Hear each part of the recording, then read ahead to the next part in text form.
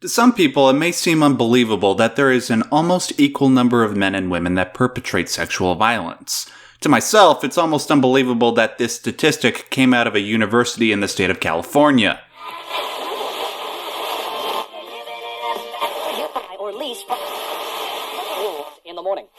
Good evening, good morning, good afternoon, I don't know where you guys are listening to this from, but welcome to another edition. Good twilight, good twilight, good morrow, good sir. Good dawn, good dusk, good starlight. Welcome to another edition of Breaking Better News. I am your host, as always, the John Deskin Simpsons kin, and I can definitely guarantee that one of the two people I am about to introduce is not wearing pants. Sitting to my immediate left, right, or I don't know where he is in the internet ether, he is the Doge in charge. He is Brian Martinez, and sitting to, like I said, I don't know where she is, somewhere in the lovely oil-infested state of Alberta. Saskatchewan, actually. Oh, God damn it. The other province. Oil-saturated province in the west. Yes, where it gets hot all of a sudden and cold all of a sudden. I'm fine with Big Boss, by the way. You want to be Big Boss. I'd be fine calling you that. Okay, I can hear the complaints now, so let's get into it.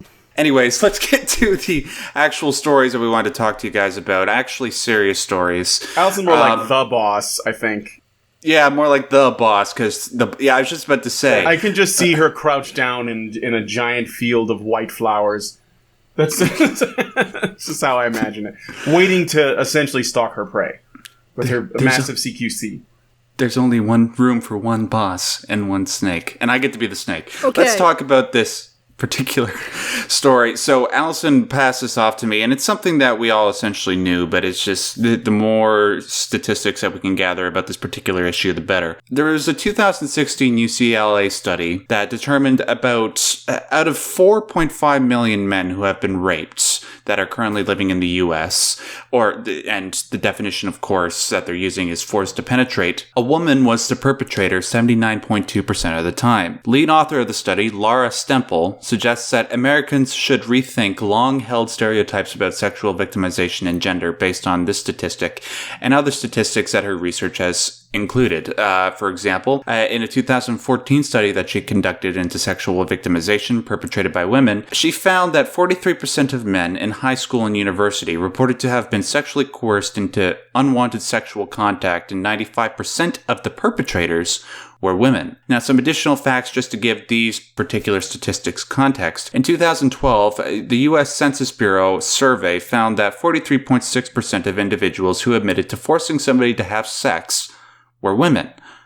Also, obviously, to anybody that listens to the show, we're all very aware of the fact that feminist groups often claim that 25% of college women in the U.S. have been raped. The Department of Justice National Crime Victimization Survey determined that 1 in 52 college-aged women have been raped between 1995 and 2013. Great disparity. And it's good to have these types of studies with the research provided to sort of counter certain narratives that are pushed by certain groups. Now, Allison, obviously this doesn't surprise you. How did you come across this? My thoughts? Okay. First, how I came across it. It was tweeted at the Honey Badger Twitter account. So that's at HoneyBadgerBite for anybody who wants to tweet me more stuff. And my thoughts on it? Well, my thoughts are pretty much, I knew this. I've known it for a while since I've been looking at these statistics.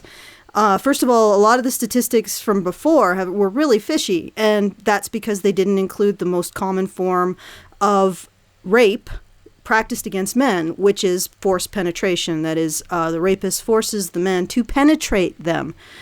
And most surveys in the past didn't include that. The CDC, the Center for Disease Control in the U.S., decided to include it under made to penetrate rather than rape. And it's found for the last 3 years in a row that men report the same amount of rape as women. That's 3 years in a row. The last year, men reported the same amount of rape as women. Of course, there is some discrepancy between the last year rate of rape and the overall rate of rape for a lifetime. With the lifetime numbers, it goes down to like maybe 1 in 17 men are rape victims are male instead of 1 in 5 or 1 in 2. Sorry. So and that's a discrepancy that really if you're not ideological, you should be using the number that is the most accurate, which is the last year number. If you ask researchers into the field to reduce memory errors, to reduce artifacts like rape victims dropping out of surveys after a year, you need to just use a smaller window to get an accurate estimation of prevalence, and certainly an accurate estimation of prevalence to determine how you're going to approach prevention and also treatment of rape victims. That 1 year window is the most accurate statistic, and that statistic for 3 years in a row has indicated that men are equal or greater numbers of rape victims. This is a surprising thing for most people to hear, but it's absolutely that there's no reason to believe that women can't compensate for a lack of strength. Strength is just one tool that rapists use to rape. Other tools include weapons, drugs, threats of being charged with criminal behavior like rape. For example, a while back, a man named Jason Landreth, I believe, described how as a Marine, he was raped by a civilian woman who used a threat of basically reporting him to his commanding officers as a rapist himself. And that's how she extorted the compliance out of him. So rapists will use threats of legal action, criminal charges, threats of accusing their victim of rape or assault in order to get a compliance. And of course, this avenue of rape is more available to women than men, far more available to women than men. Even more available to women than men than physical violence is available to men versus women. So it's like there's no reason to believe that the statistics shouldn't be equal, unless you have this attitude that women aren't smart enough to use weapons or social circumstances or legal threats or drugs. And I don't believe that. Now, very well said. And now, Brian, before you build off of what Allison has said, I just want to ask you, are you surprised as I am that these types of statistics came out of what a lot of people would argue to be the SJW state of the United States, California? Oh, yeah, absolutely. That's actually, I didn't really want to build off of what Allison says, so she basically covered everything. But while, the actual statistical data isn't a surprise, because we've talked about it on the show multiple times, it is surprising in terms of the source. And the fact that it's coming out, I find that to be potentially really great news to not that men are being raped, obviously, but that we're acknowledging that it happens to men, and there are people in relatively prominent universities that are trying to bring attention to this. I think that is a good thing. So I would call this a victory, provided that it actually goes somewhere. But even if it doesn't right away, as long as people are looking for this, it's more available. Like, they can find it. And we're getting away from this sort of one-sided view of what a rape looks like. And we're starting to see that it's definitely far more complicated. The victims, the perpetrators, it's not a simple image as what most people would perceive or presume to see. So I think this is good news that we're talking about it. And while it's unfortunate that we have to draw attention to this particular fact, that it's also in the best interest of those that want to bring this type of information to light, that the person conducting this original study was a woman. Yes. Maybe in that particular circumstance. Yes, exactly. Yeah, but the other thing I wanted to mention is that this is really critical information for anybody who wants to actually reduce the rate of rape. Now, it's important to treat male rape victims as having value just because they've been victimized by something and we need to help them. But the other side of the coin is that having been raped is the largest causal or correlative factor for going on to become a rapist. This is probably true of men and women. If being abused as a teenage boy by an adult woman is the largest causal factor for a boy to go on to become a rapist. If we start to recognize that fact, we can start to create interventions that really would reduce the rate of rape of adult women and girls. And also the rate of rape of adult men and boys. It's a win-win.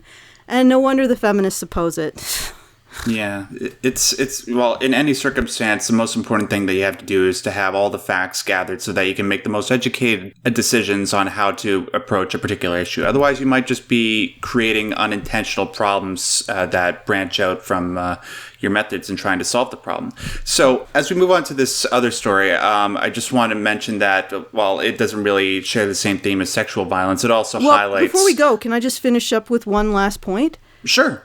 Okay. If feminists don't agree with me, or they say that, oh no, actually feminists are all about bringing attention to the fact that men are equally raped as women, and that's going to help reduce the rate of rape overall, feel free to show me. Please. Yeah, feel free to show me where you've done this, like where you see feminist initiatives to start challenging the idea that rape is overwhelmingly perpetrated by men against women. And do it. If you're a feminist, do it. Create initiatives to challenge that idea. Put out posters saying, hey, men are raped just as often as women by women. And that's a bad thing, and we need to get services. I want to see feminists doing that. And if you're a feminist who says, oh yeah, feminists are doing it, then show me the proof, because I would love to support that. Show me the proof that you're doing more of that than blaming men as being more likely to be a rapist than a rape victim. Well, I think that there are a large number of feminists presently that will admit, yeah, there are men that get raped. I don't think they're anywhere near as likely to admit that men are raped at the amount that they are. Or that they are raped by women. Usually Exactly. when they bring it up, they say, oh yeah, they're raped in prison by other men, therefore men are still the problem. Exactly. That's often what it comes down to, putting it that way. Even though Yeah, women are more likely to be raped in prison by other women than men are by other men. Just want to put that out. Yes. Oh, okay. Well, I actually didn't know that. I also wanted to include this other story that doesn't actually have anything to do with sexual violence, but it has to do with females committing violence against men and sort of the way that that particular form of violence is perceived by the justice system as well as society at large. So, there was a woman named Lynn Tonks, who's about 50 years old, who worked at Blue Arrow Recruitment in Bristol in the United Kingdom. And apparently one night, I can't remember when this was, she went out to a bar and she saw three men enter a while after, and she thought one of the men, who was named Simon Dove, gave her a dirty look. So she walked over to Simon while intoxicated and slapped him across the face. Thankfully, at the time, Simon's friends intervened to stop the conflict and then they left the pub. Tonks, however, put the wine glass in her jacket pocket and went after the men. And when she went outside and confronted them, she delivered a roundhouse blow to one of Simon's friends, whose name is Ashley Williams. After the encounter, which caused great physical damage, which we'll get into the specifics in a second, she told witnesses that were at a nearby bus stop that saw the whole thing happen that, well, I'll give you guys a direct quote. She said, "I'm 50 years of age. I don't need this shit." And on top of that, she also said, "You don't know the half of it. He punched me in the pub." Which is obviously a blatant lie. Now, the injuries included one man having a fractured eye socket and a gigantic gash above his eye. Now, also, I'll make sure to include some other images. Be wary that some of these are disturbing, as I'm about to put them up in the actual video once I edit it in. Yeah, they're very graphic. Mm-hmm. So, Allison, you brought this particular story to my attention. Unfortunately, we have to record again today. We originally lost a recording for this yesterday. But yeah, this is just another clear example of women women can find ways to commit violence against other people. I'm surprised that this is actually such a controversial topic to consider. Yeah, I want people to look at the amount of violence this woman did to three men. Well, one man in a group of three men. And tell me that women are incapable. You know, it's utter nonsense. Women are fully capable of picking up a weapon that can do grievous harm, and they are everywhere. She just used a wine glass, and and these images are horrific. She just slashed open his face with a wine glass and broke his eye socket. Now, you want to tell me that women shouldn't be treated as potentially lethal animals, just like men? Don't forget the reason she did it. Yeah, he gave her he gave her a look that she perceived to be a dirty look. Yeah, but just perceived. Yes. And she thought of it as she decided to take offense at something that may or may not have actually had any basis in reality. Talk about toxic femininity. She disrespected me. gonna slash his face open with a wine glass. I'm being facetious there. I don't actually believe in such a thing as toxic femininity. Yeah. Where was his privilege shield to protect him from this wine glass that she clearly couldn't possibly have penetrated his white male flesh with? Yeah, his patriarchy force field wasn't operational at that time. Yeah, it takes a lot to offend me or make me cringe, but when you look at the photos of this guy's injuries, I just had to like grab onto my desk and go, oh, Jesus Christ. And the most offensive part about this is when I was talking about, the way that the judiciary perceives issues like this. In case you guys were wondering, this woman got 3 years in prison for this particular crime. Just 3 years. Well, considering it should really be at least manslaughter, because if you're brandishing a deadly weapon and actually hitting someone in the head with it, she's lucky she didn't kill him.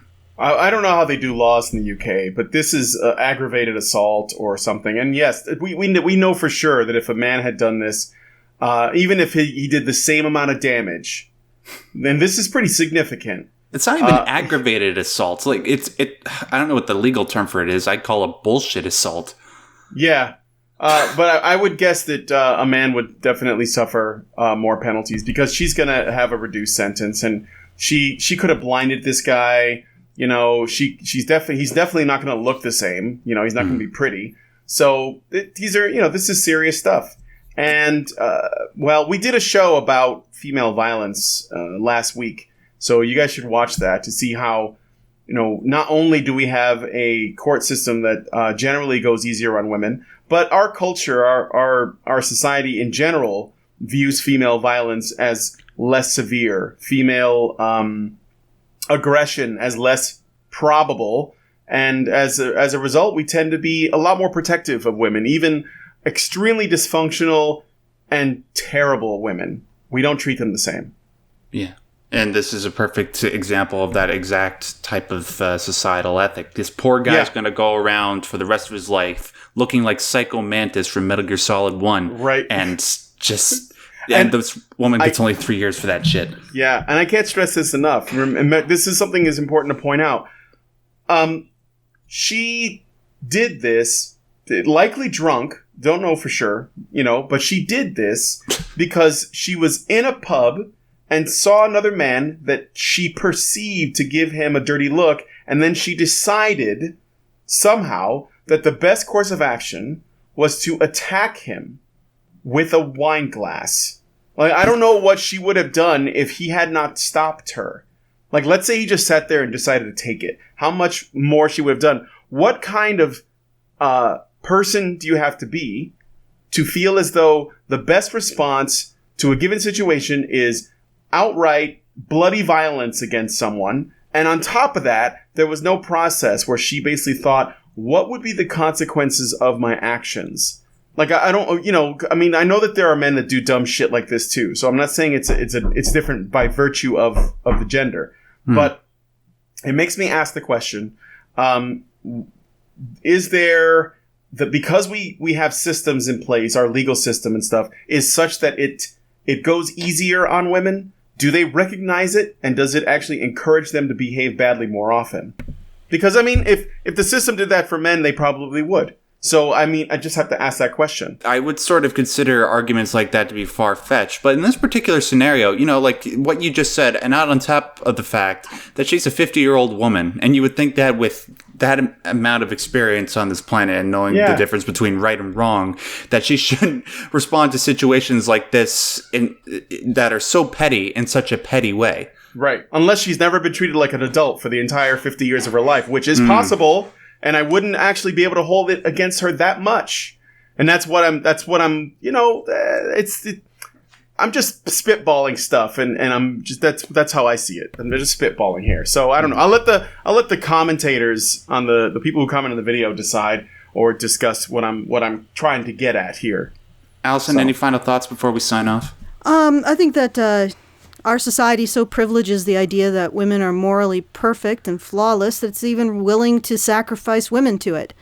Even if in situations where recognizing that women are not morally flawless. Like they are violent, they are sexually violent, and they do violence to others, would lead to less violence against other women, our society doesn't want to do it. So it's perfectly happy seeing more women raped, more women beaten, more women tortured, more women suffering, as long as it can maintain its vision of women as being morally flawless.